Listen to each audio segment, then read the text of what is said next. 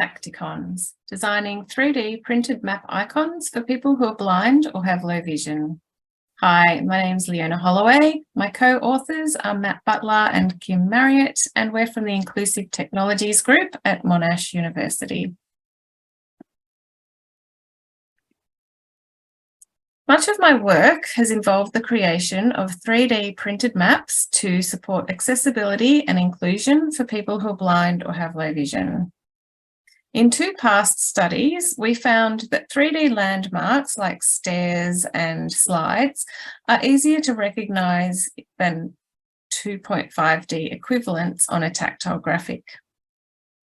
And we found that some tactile icons can be recognised without reference to a key. They're also appealing to both blind and sighted map users, making the maps more inclusive. In response to this work, people have started asking for a collection of standardised 3D map icons. Touch readers want to be able to learn one set of icons that they can recognise across all public maps, and producers want to have a ready set of pre-tested icons that they can use when making new maps. There are three key research challenges to achieve this.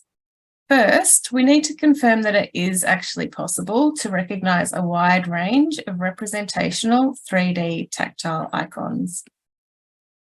Traditional tactile maps reuse the same basic shapes for different purposes because it's difficult to distinguish fine detail by touch.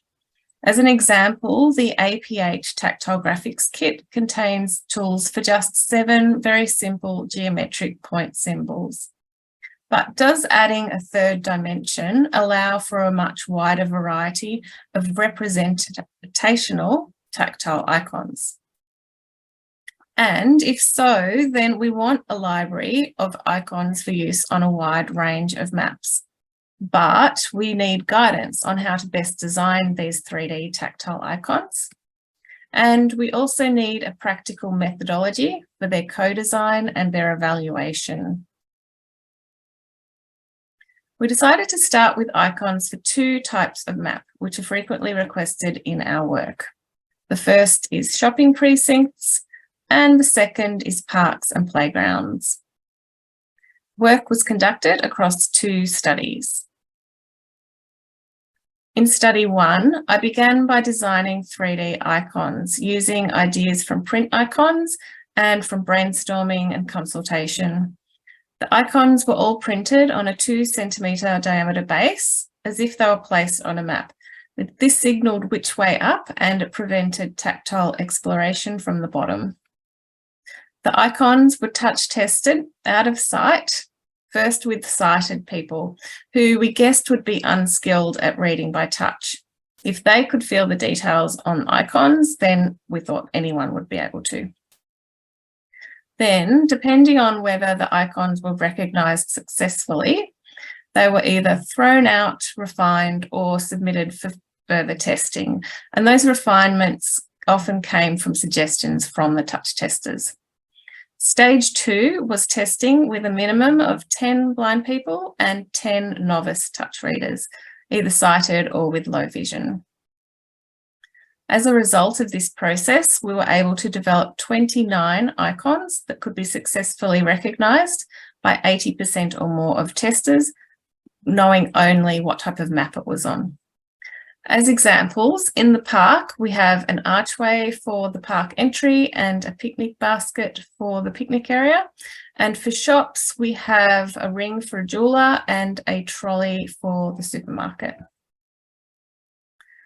This addresses the first research challenge. Yes, a wide range of tactile icons can be distinguished from one another and recognised without reference to a key. Perhaps more importantly, we also identified the 3 key requirements for successful 3D icon recognition. First, you need to be able to perceive the icon. A comparison of results showed that skilled touch readers are generally better at this, but the icons also need to be readable by novices. Second, you need to be familiar with the object being represented. People who were blind from birth struggled to recognise some of the objects or representations. And thirdly, you need to be able to form a mental image. A very small number of testers, both sighted and blind, struggled with this task, even if they could feel and describe parts of a familiar object. Tactile icons are probably not going to be the best format for these people. So based on these findings, we proposed that 3D tactile map icons should be touch tested by both novice touch readers for tactile distinctiveness and also by people who are congenitally blind to make sure that the concepts on which the icons are based are familiar to them. The novice touch readers might be sighted adults without looking at the icon, or they might be people who are blind or have low vision but don't have well-developed touch reading skills. In the second study, we used this methodology to test new icons that had been created or refined based on the suggestions of blind touch testers in the first study. The new icons were touch tested by 3 congenitally blind touch readers and 3 novice touch readers, 1 sighted and 2 blind or low vision who are not touch readers. We asked them to first identify the icons and then choose their favourite for each map location. So this resulted in a final collection of 33 icons that can be recognised instantly, and a further 34 icons that can be learned easily. We confirmed that the touch readers could reliably recognise these distinctive icons after their first exposure. We call our 3D tactile icons TactIcons. Based on the successes and failures across both studies, we were also able to formulate some guidelines for the design of further icons for different types of maps. The 4 main principles are: 1, the icons need to be tactily distinct. For example, TactIcons should be a distinctive shape with the important features near the top and perhaps exaggerated. Eliminate unimportant details and consider orientation, scale, and spacing. 2, base the icons on familiar concepts, objects that people who are blind are likely to have touched. Don't use visual stylizations when simplifying.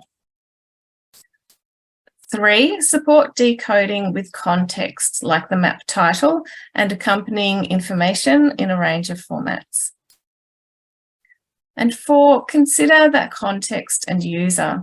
Some TactIcons won't be universally understood because of regional and age differences of the users. The iterative development of an icon for a pet store demonstrates how these design guidelines can be applied. A cartoon like dog, based on visual conventions, was more difficult to interpret than a more realistic Labrador in a similar position.